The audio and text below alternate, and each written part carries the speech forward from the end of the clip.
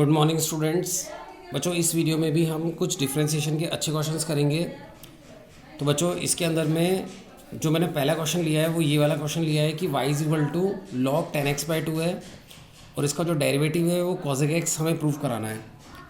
तो इस वाले फंक्शन को अगर हम देखेंगे तो यहाँ पर क्या है, log है और उसके बाद में tan है और अंदर x/2 है। तो अगर ब्रैकेट हम लगाएं तो यहाँ पर एक ब्रैकेट लगेगा और यहाँ पे एक ब्रैकेट लगेगा।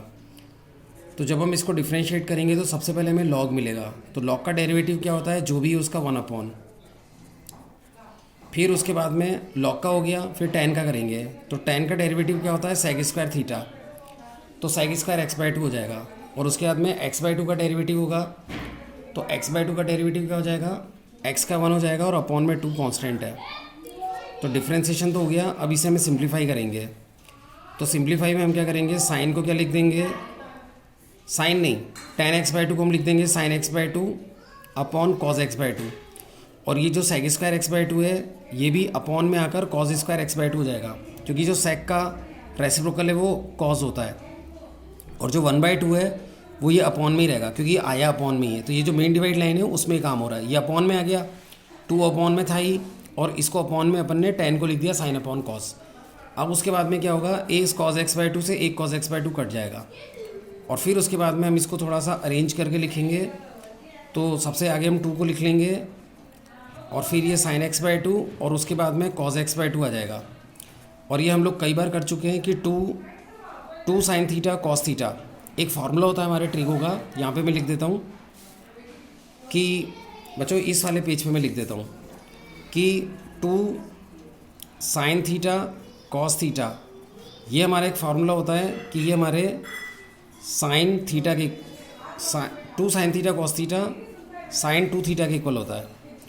तो अगर हमारे यहाँ पे 2 sin x/2 cos x/2 होगा तो ये जो है हमारा बन जाएगा sin 2 थीटा 2x/2। तो 2 से 2 कट जाएगा तो ये sin x बन जाएगा। तो इस तरह से ये जो हमारा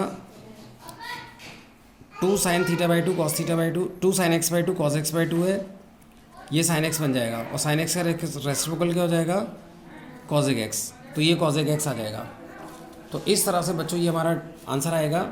अब बच्चों इसके अंदर में इससे मिलता जुलता एक क्वेश्चन आता है, और ये जो अभी हमने क्वेश्चन किया ऊपर ये तो बहुत ही इंपॉर्टेंट है, कई जगहों पे आता है। एक इससे मिलता जुलता क्वेश्चन आता है कि लिखा होता है log, फिर लिखा होता है tan और फिर ब्रैकेट में लिखा होता है π/4 प्लस x/2। तो इस वाले को हमें इसके अंदर में टू प्रूव ये कराना है कि जो डेरिवेटिव है y' वो हमारा sec x है, ये हमें प्रूव कराना है।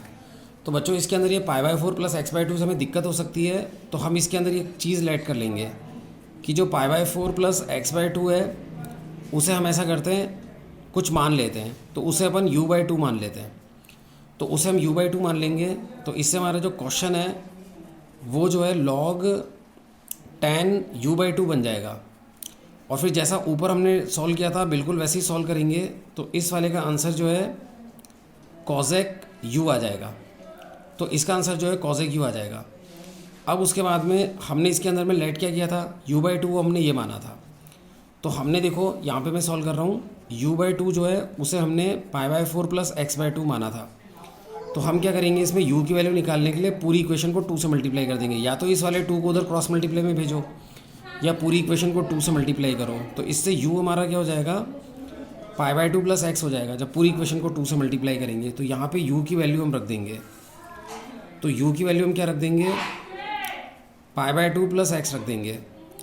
अब उसके बाद में ये cosec 90 प्लस थीटा है।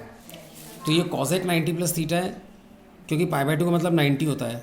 तो π/2 जो है π/2 प्लस थीटा वो सेकंड क्वाड्रेंट में आता है और सेकंड में cosec जो है पॉजिटिव होता है, तो ये पॉजिटिव रहेगा। और cosec 90 प्लस थीटा, चूँकि 90 है तो चेंज होगा, तो cosec किस में चेंज हो जाएगा, sec के अंदर में। तो ये सॉल्व होकर sec x आ जाएगा। ठीक है, यहाँ पे बच्चों वो जो हम ASTC से करते थे ASTC, और ये जो सेकंड क्वाड्रेंट है उसे 90 प्लस थीटा बोलते थे, और जो हमारा cosec 90 प्लस थीटा होता है वो हमारा sec थीटा होता है, वो इससे आया है। तो यहाँ पे cosec π/2 plus x cosec 90 plus theta sec x बन जाएगा। तो इस तरह से बच्चों ये क्वेश्चन होगा। एक्चुअली क्वेश्चन में ये वाला ही कराना चाहता था, लेकिन ये वाला क्वेश्चन जो है वो इस वाले क्वेश्चन से होता है, तो इस वजह से पहले मैंने इसको किया। अब बच्चों हम लोग कुछ अच्छे क्वेश्चन और करते हैं। सो स्टूडेंट्स, मैंने यहाँ पर एक और क्वेश्चन लिया है, y is equal to log tan inverse of x। तो जब हम इसको डिफ्रेंशिएट करेंगे तो पहले लॉग का डेरिवेटिव होगा। तो लॉग का डेरिवेटिव क्या होता है, जो भी है उसका 1/, फिर उसके बाद में अंदर वाले का भी होगा। तो tan इनवर्स का क्या होगा, 1/1 + x², ये होगा। तो इससे हमारा y डैश सॉल्व होकर के आ जाएगा 1 + x² और tan इनवर्स ऑफ x। तो इस तरह से डिफ्रेंशिएट होगा। बच्चों एक क्वेश्चन और करते हैं हम लोग, और वो क्वेश्चन ये है कि y is equal to tan e⁻sin x है। इस वाले को हमें डिफ्रेंशिएट करना है। तो ये चेन रूल का एक बहुत ही अच्छा क्वेश्चन है। तो इस वाले को हम कैसे करेंगे, इसको जब हम डिफ्रेंशिएट करेंगे पहले tan का होगा। तो tan का डेरिवेटिव क्या होता है, sec² थीटा। तो ये अंदर e⁻sin x इस tan का थीटा है, तो tan का हो गया sec² थीटा। उसके बाद में e का डेरिवेटिव जो है वो खुद ही होगा, e का भी हो गया, फिर e की पावर में जो sin x है उसका भी होगा, तो sin x का हो जाएगा cos x। तो ये हमारा फाइनली सॉल्व होकर आएगा। और इसको हम सिंप्लीफाई करके क्या लिख सकते हैं, e⁻sin x लिख सकते हैं, उसके साथ में cos x मल्टीप्लाई है, और फिर उसके बाद में sec² e⁻sin x है। तो इसको थोड़ा सा अरेंज करके ये लिख सकते हैं। तो ये इसका आंसर हमारा आ रहा है। ठीक है।